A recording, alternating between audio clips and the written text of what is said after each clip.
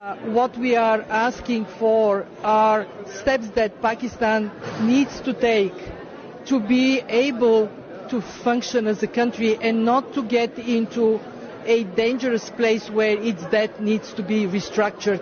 I want to stress that we are emphasizing two things. Number one, tax revenues. Those who can, those that are making good money, public sector, private sector, they need to contribute to the economy. And secondly, to have a fairer distribution of the pressures by moving subsidies only towards the people who really need it. It shouldn't be that the wealthy benefit from subsidies. It should be the poor to benefit from them. And there the fund is very clear. We want the poor people of Pakistan to be protected.